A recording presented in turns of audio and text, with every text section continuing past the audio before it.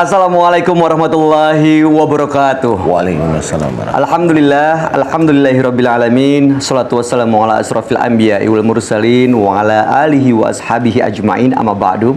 Pemirsa MNC TV yang berbahagia, alhamdulillah kita dapat berjumpa kembali bersama saya Bayu Oktara, tentunya di acara Siraman Kolbu Sejukan Hati.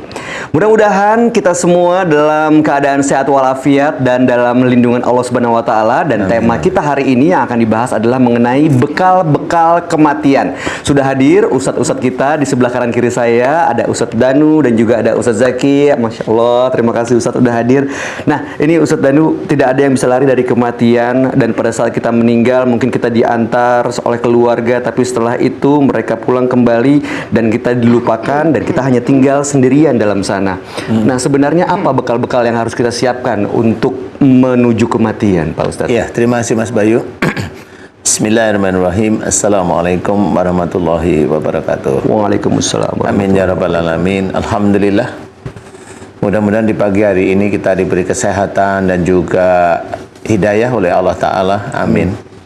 Tema kita bagus sekali, sangat bagus sekali. Bekal-bekal kematian.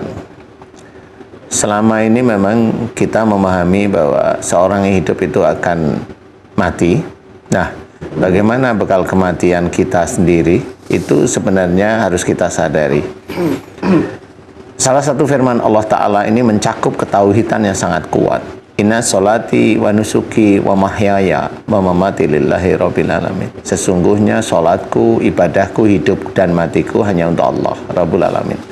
Nah, kita harus pahami, mulai hari ini kita pahami bahwa sholat kita itu hanya lillahi ta'ala. Jangan diselingkuhi. Allah itu jangan diselingkuhi. Ya, hanya untuk Allah. Jangan sholat itu biar selamat. Sholat itu biar kaya. Apa aja. Mau sholat wajib kek, mau sholat tahajud kek, mau sholat duha kek. Kalau udah niatnya sholat tahajud mau kaya, sholat duha mau kaya, mau sukses, jangan. Belajar untuk jangan. Belajar lillahi ta'ala. Memang susah. Nah, kemudian ibadah itu juga harus lillahi ta'ala. Ibadah termasuk baca Quran, berpuasa, dan sebagainya. Itu harus karena Allah. Jangan beribadah itu bukan hanya untuk kepingin kelihatan alim, enggak. Tapi niat dibalik niat lillahi ta'ala itu ada niat-niat lain di manusia. Muslim nih rata-rata kebanyakan. Ada niat lain yang bukan lillahi ta'ala, yaitu niat duniawi. Ini paling banyak ini. Niat duniawi. Jadi baca Quran untuk apa? Untuk kaya, untuk biar rezeki ini, biar selamat, biar macam-macam, biarnya macam.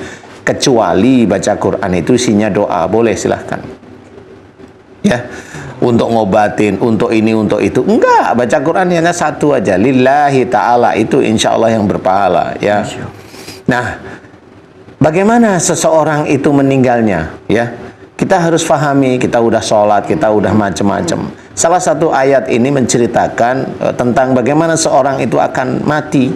Seseorang, ya, itu diceritakan di dalam Quran. Wala tulqu bi aidikum ila tahluka. Jadi di sini ceritakan, dan janganlah kamu menjerumuskan dirimu dengan perbuatanmu ke dalam kebinasaan. Jadi Allah sudah menceritakan bahwa seseorang dengan ayat ini gambaran seseorang itu dengan perbuatan-perbuatan yang dia lakukan setiap harinya itu bisa menjadikan orang tersebut mati. Orang tersebut mati dengan perbuatannya. Nah, disinilah yang rata-rata orang tidak pernah tahu apakah itu husnul khotimah atau su'ul khotimah. Orang tidak tahu. Nah, kalau ayat ini kita breakdown, kita bedah, ayat ini berbagai macam cara seorang itu mau mati. Ada yang mati ketabrak, ada yang mati sakit. Pilih yang mana? Nah, ini dari sini sebenarnya ayatnya. Dan janganlah kamu menjerumuskan dirimu, jangan kamu menjerumuskan dirimu dengan perbuatanmu ke dalam kebinasaan. Kemudian ayat berikutnya, wa'asinu, dan berbuat baiklah. Innallaha yuhibbul muhsinin. Sesungguhnya Allah menyukai orang yang berbuat baik. Nah, di sini berbuat baik ini mengikuti lagi, kembali lagi pada Quran, pada sunnah. Berbuat baik, akhlaknya diperkuat. ngikutin cara-cara Allah, berkata yang lemah lembut, tidak kasar, tidak sombong, tidak keras, dan sebagainya. Ikutin, selain kita sholat, selain kita puasa, selain kita itu berhaji, selain kita itu bayar zakat, semuanya kita lakukan semuanya. Nah, inilah bekal-bekal kematian. Jadi tidak hanya sholat, enggak. Karena kalau masuk surga itu bukan dari ibadah-ibadah kita, bukan, karena dari rahmat Allah. Nah, rahmat Allah inilah yang harus kita cari. Di luar kita sholat, kita harus paham rahmat Allah itu adalah ketakwaan. Seorang sholat tapi dia itu arogan, dia sombong, dia ujub, dia riak, habis tuh sholatnya. Dia sholat hanya untuk pamer, habis dia. Dia puasa hanya untuk pamer, habis dia. Dia tahajud untuk pamer, habis amalnya. Gak akan sampai di surga.